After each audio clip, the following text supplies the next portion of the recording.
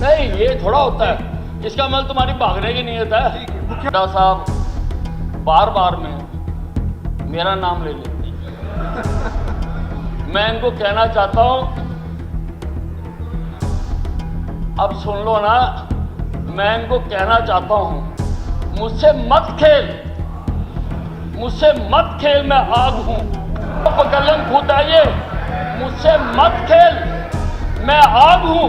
मैं फैल गया तो तू भाग भी ना पाए। एक मुहावरा याद आ रहा है, कहीं की ईंट कहीं का रोड़ा, भानुमती ने कुनबा जोड़ा।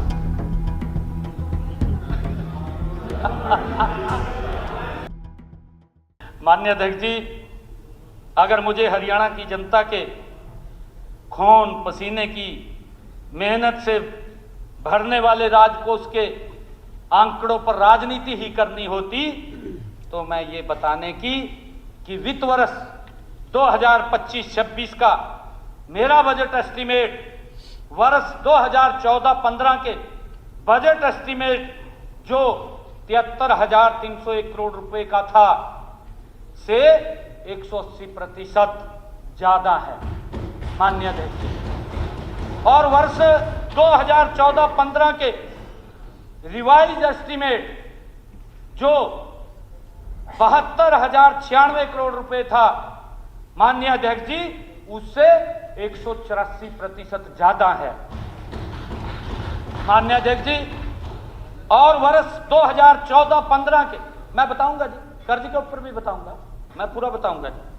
और वर्ष 2014-15 के वास्तविक एक्चुअल बजट जो आंकड़ा जो 61,904 करोड़ रुपए था उससे 231% ज्यादा है माननीय अध्यक्ष जी, 231% ज्यादा। लेकिन मैंने परंपरा को निभाते हुए पिछले साल के रिवाइज एस्टीमेट से ही इसकी तुलना की है माननीय अध्यक्ष महोदय। मैंने अपने बजट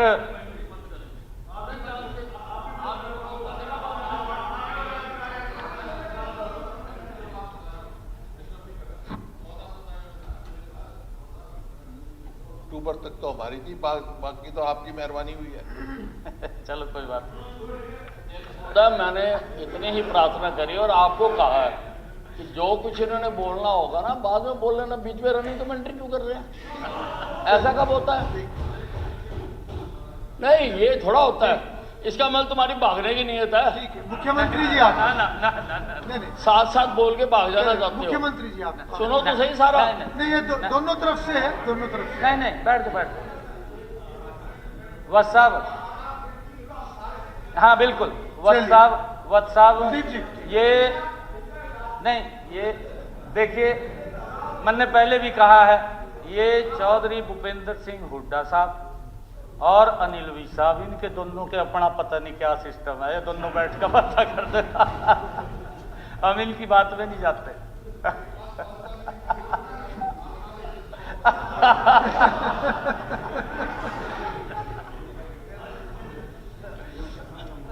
अध्यक्ष महोदय, हुड्डा साहब बार बार में मेरा नाम ले लेते हैं। मैं इनको कहना चाहता हूं, अब सुन लो ना, मैं इनको कहना चाहता हूं, मुझसे मत खेल, मुझसे मत खेल, मैं आग हूं। मुझसे मत खेल और पकलम खुदाइए, मुझसे मत खेल, मैं आग हूं।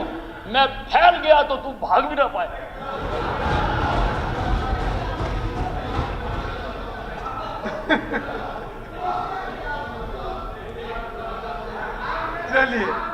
चलिए मुख्यमंत्री जी, असल में क्या है, इनके दोनों का आपस में टोके बिना तो दिल लगता नहीं है। तो वो 10-1 मिनट बड़े मुश्किल से होते हैं, तो एक बार।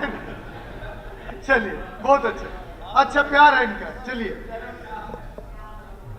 माननीय अध्यक्ष महोदय, अभी मैंने अपने बजट अनुमान की तुलना वर्ष 2014-15 के 3 प्रकार के उपलब्ध आंकड़ों से की, वह एक कारण से की है, वैसे नहीं की। माननीय अध्यक्ष जी, ये कह रहे हैं कि आप हर बार 10 साल का उठा लेते हैं पिछला हमारा। माननीय अध्यक्ष जी, कहीं ना कहीं तो कंपेयर करना पड़ेगा हमें। कहाँ करें? वहीं करेंगे हम 2013-14 में जाकर के। माननीय अध्यक्ष जी, वह एक कारण से की है। वो कारण है, मैं बताना चाहता हूं कि हमारे माननीय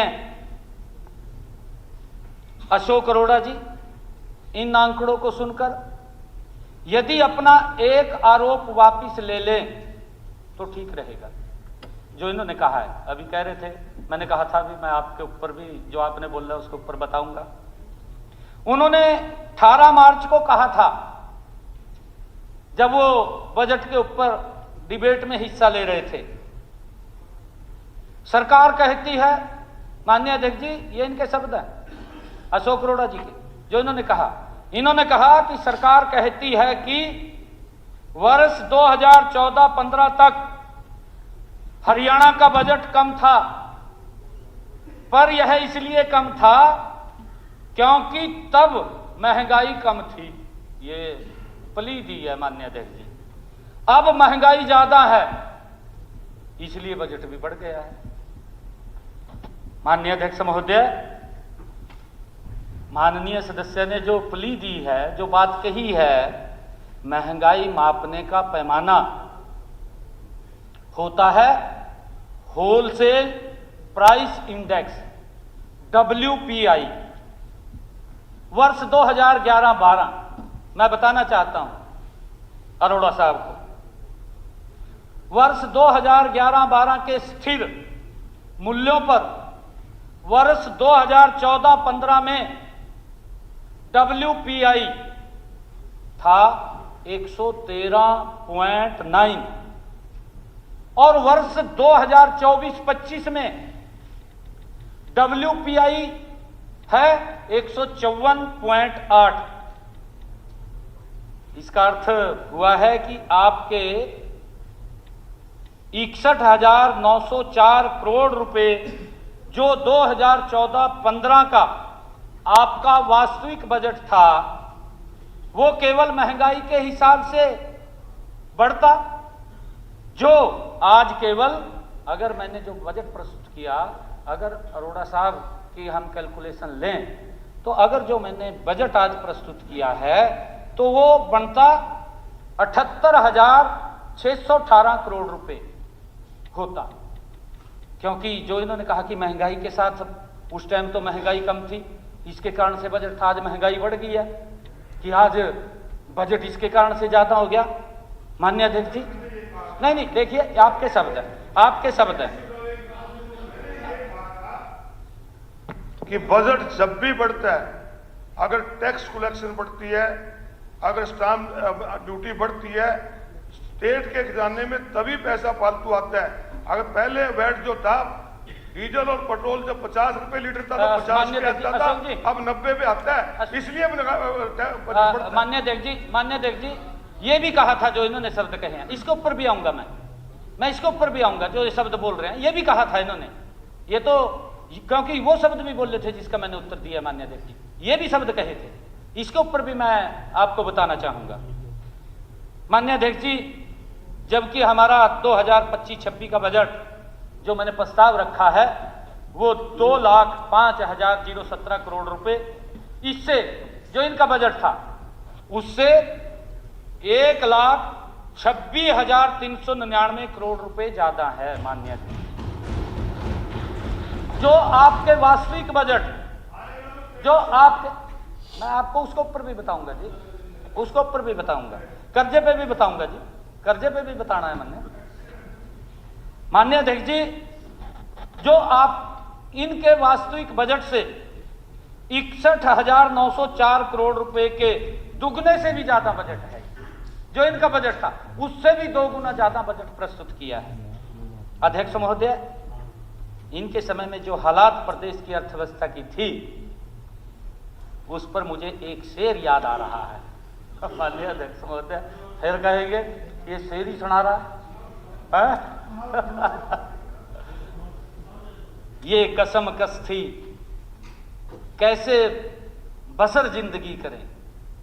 माननीय अध्यक्ष महोदय, ये कसम कस थी कैसे बसर जिंदगी करें, पैरों को काट फेंकें या चादर बड़ी करें। माननीय अध्यक्ष महोदय, मुझे लगता है,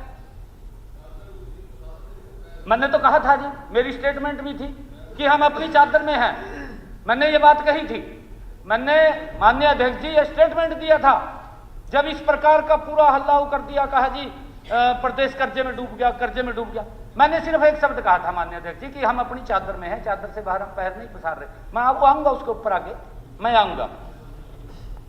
माननीय अध्यक्ष महोदय, मुझे लगता है कि विपक्ष को सपने में भी पी नजर आता है। पी इसके 2 महीने हैं। 2 महीने हैं इसके। माननीय अध्यक्ष महोदय, इनको तो सपने में भी पी नजर आ रहा। ये लोग पी से बड़े परेशान है।